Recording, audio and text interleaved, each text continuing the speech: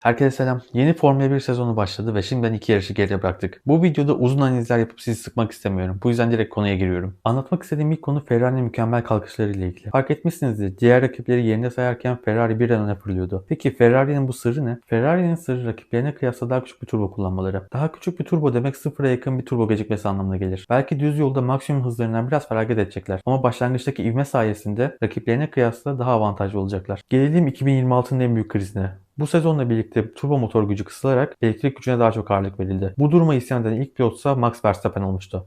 Verstappen'e göre yeni Formula 1 araçları hormonlu Formula E araçlarına dönüşecekti. Tabi Verstappen'in bu isyanına Lando Norris sessiz kalmadı ve ona çok net bir cevap verdi. Beğenmiyorsan bırakırsın. Ama Formula 1 sezonunun başlamasıyla ve bataryaların yeterince güç üretemediği anlaşılınca Verstappen'in ne kadar haklı olduğu bir kez daha anlaşıldı. Nasıl oluyormuş? Anladın mı? Çocuğu.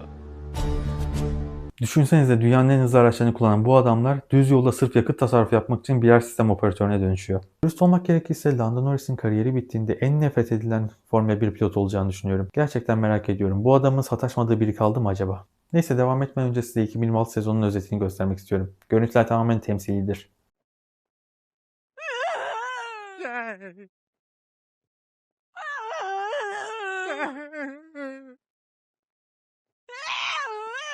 I don't know what you want. I don't know how to help.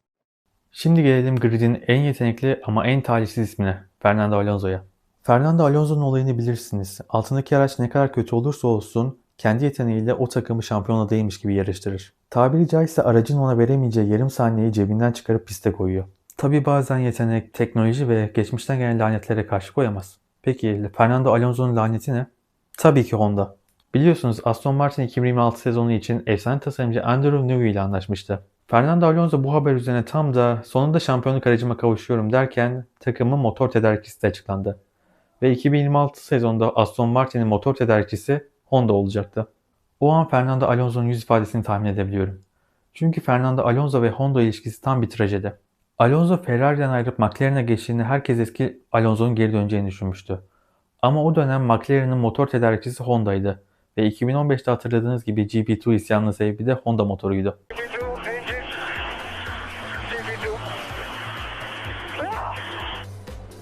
Aynı şekilde 2017 yılındaki İspanya Grand Prix'sinde motor iyi, artık eskisinden bile daha yavaşız demesiyle birlikte Honda motorundan ne kadar memnun olmadığını bir kez daha dile getirmiş oldu.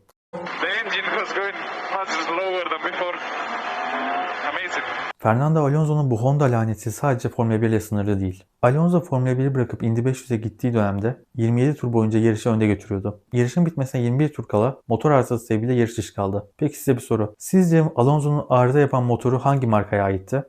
Cevap tabii ki de Honda'ya. Şimdi 2026 yılında bu kabusa tekrar yüzleşecek. Üstelik adamın güncel durumu hiç iyi değil. Aston Martin'in şu anki aracı o kadar çok titriyor ki Fernando Alonso düzlüklerdeyken direksiyonu bırakmak zorunda kalıyor. Tabiri caizse resmen rodeo yapıyor. Aston Martin mekanikerleri motorun titremesini azaltmak için motorun gücünü azalttılar. Ama bu sadece aracın daha da yavaşlamasına sebep oldu. Bu olayla birlikte Alonso'nun mental sağlığının iyice çöktüğünü düşünebiliriz. Yarış sırasında Carlos Sainz tarafından geçilirken bile sinirlenmeyi bıraktı ve vatandaşı Carlos Sainz'a tek eliyle el salladı. Bana soracak olursanız Alonso aracından inip koşmaya başlarsa kendi aracından daha iyi bir performans sağlayacağını düşünüyorum. Bence Fernando Alonso'nun Honda yetkilileriyle bir masaya oturup sakin sakin konuşması lazım. I just want to talk to him. I just want to talk to him. Dad, this is ridiculous. I just want to talk to him. I just want to talk to him. I just want to talk to him.